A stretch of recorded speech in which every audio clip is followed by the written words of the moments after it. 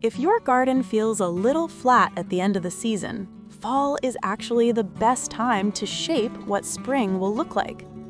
Planting bulbs now means your garden wakes up with structure, softness, and color before anything else is ready. These are the bulbs that bring height, calm tone, and that quiet early spring glow. Let's take a look. First up, Allium Purple Sensation, the plant that gives your spring garden height, shape, and a bit of quiet drama. If your borders often feel a little flat when spring rolls in, this is the one that changes the game. The tall, slender stems hold perfectly rounded blooms that hover above the garden like little purple lanterns. They make everything around them look more intentional, even if you're just starting out. Fall is the perfect time to plant allium because the bulbs need that cool season to form strong roots before waking up in spring. They don't ask for much, just well-draining soil, full sun, and a spot where they won't sit in water. Once established, they come back reliably every year, and they're deer, rabbit, and squirrel resistant, which is a big win. As spring warms up, those violet globe flowers open and stay in bloom for weeks. Even after the flowers fade, the seed heads stay sculptural and elegant, catching morning light and adding texture long into early summer. They're the kind of plant that makes your garden look designed, even if the rest is still a work in progress. Plant allium towards the middle or back of your border, or weave them between grasses and low-growing perennials. They look amazing with soft pink tulips, airy catmint, or anything with gentle movement. 1 or 2 bulbs look fine, but a cluster of 7 is where the magic happens. Next, Iris reticulata, Harmony, a small but striking bloom that shows up when almost nothing else has woken up yet. If you've ever felt like your garden looks too bare at the very start of spring, this is the plant that changes that moment. Iris reticulata brings rich tones of deep violet blue with golden lines that look hand-painted. It's small, yes, but it has presence. It gives the garden that first spark of color, like a quiet signal that the growing season is beginning. Fall is exactly the right time to plant it. These bulbs need the cold months to settle and form their roots. They prefer well-draining soil and a spot that gets sun in early spring, which often means planting near deciduous shrubs or trees that haven't leafed out yet. Once they've settled in, they come back every year with almost no effort from you. What's beautiful about Iris reticulata is the timing. They come before tulips, before daffodils, sometimes even while frost is still around. They're not loud or showy, they're gentle, early, and reassuring. And because they're low to the ground, they draw your eye down, giving the border more depth and shape. Plant them in small clusters along walkways, at the front of borders, or near the base of shrubs. They look best when you plant a handful together. Think little pockets of color, not a straight row. And when the sunlight catches that blue-purple tone, it's one of the softest, prettiest moments of early spring. Moving on, Tulip Apricot Beauty, a soft, elegant tulip that brings warmth without overwhelming the garden. Instead of the loud, bright tulips you see in store displays, this one leans into gentle color, a warm blush apricot that looks especially beautiful in early morning or late afternoon light. It's tall, refined, and blends seamlessly with naturalistic, soft-style gardens. If you want that calm spring glow rather than a bold burst, this variety is a perfect choice. Fall is the time to plant it, ideally before the first hard freeze. Tulips like cool soil to form strong roots over winter. Plant the bulbs a few inches deep in well-draining soil and keep them somewhere that gets plenty of spring sunlight. The great thing about Apricot Beauty is that it blooms slightly earlier than many other tulips, so it fills the space between early bulbs like crocus and iris and later spring flowers. When it blooms, it doesn't shout, it glows. The petals have this soft, almost watercolor tone that looks good with nearly anything around it: grasses, heuchera, white daffodils, or even dried winter stems that are still standing. And even one small cluster can soften the entire mood of a border. Plant it in small groups of 5, 7, or 9 bulbs rather than single lines. It looks beautiful near pathways, in front yard beds where you'll see it every day, or paired with taller alliums that follow after. It's one of those tulips that makes your spring garden feel intentional, calm, curated, and thoughtfully layered. Next, Snowdrop, Galanthus nivalis, the quiet flower that arrives before almost anything else. Snowdrops don't try to steal attention. They don't burst with color. They simply appear, often when the air is still cold and the soil is still heavy with winter, like a reminder that the garden is still alive underneath. And that moment, small as it is, feels special every single time.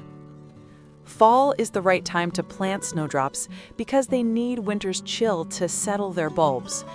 They prefer moist, well-drained soil and partial sun, especially spots that are sunny in early spring before trees leaf out. Once established, they naturalize gently, forming small clusters that return year after year without needing replanting or dividing. Their beauty is in the timing and the mood they create. When the garden is still bare, when nothing else has color, snowdrops hang their little white bells close to the ground, delicate but sure. They're subtle, but they have a presence that makes you stop and notice the small details again. Plant snowdrops near pathways, at the base of shrubs, or along the edges of garden beds where you'll pass them daily. They're best in small drifts or clusters, like little pockets of quiet brightness. They won't shout for attention, but they'll stay with you. Now, Fritillaria meleagris, also known as the checker lily, a plant that brings gentle detail and soft character to the spring garden. Its flowers hang downward like small lanterns, each petal patterned with a natural checkerboard of dusky purple and cream. It's the kind of plant you appreciate up close, not loud, not attention-seeking, but quietly captivating in a way that makes your garden feel thoughtful and personal. Fall is the time to plant it because the bulbs need cool, moist soil to establish before spring. They prefer partial sun and ground that stays lightly damp. Think the edges of beds, under deciduous shrubs, or places where spring rain collects before summer heat arrives. They're not fussy, but they appreciate soil that isn't allowed to dry out completely. When they bloom, it's like a soft punctuation mark in the garden, a pause, a detail, something to lean in and notice. They work beautifully with other gentle spring flowers, adding depth and a sense of intimacy among taller or more open blooms. They bring personality without overwhelming the space. Plant them in small clusters, tucked between early bulbs like iris or snowdrops. They're especially lovely near paths or at the front of borders, where you'll see them closely. Just a few bulbs can shift the entire tone of a bed, from pretty to intentional.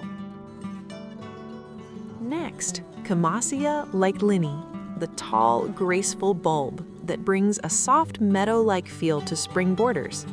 Unlike tulips or daffodils that create bold color blocks, Camassia rises in slender spires covered in star-shaped flowers.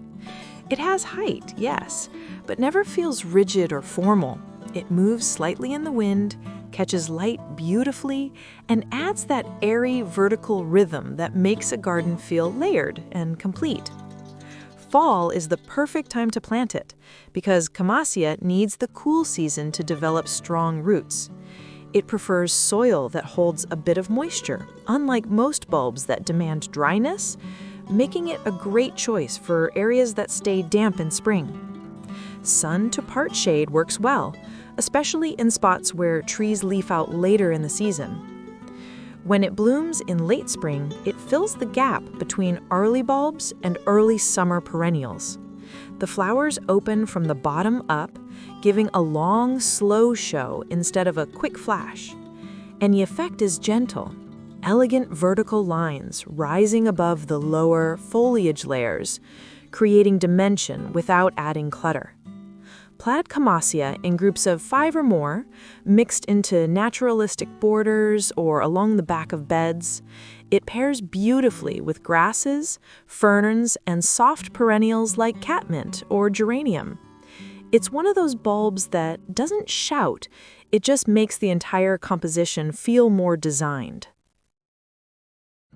And finally, Allium Mount Everest, the tall, clean white version of ornamental allium that gives your spring garden a refined, modern finish. Where Purple Sensation brings depth and contrast, Mount Everest brings clarity and calm. The white globe-shaped blooms sit on long, slim stems, rising above the garden like soft lanterns.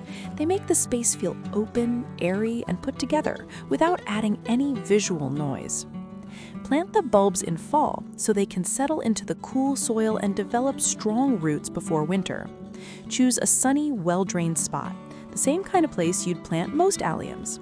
They're tough plants, drought-tolerant once established, resistant to deer and rabbits, and reliably perennial year after year. They don't need fussing over, just a place to shine.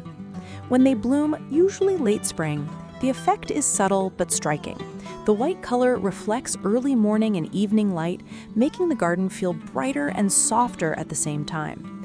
They're especially beautiful when paired with grasses or soft-toned tulips, anything that lets their simplicity do the work.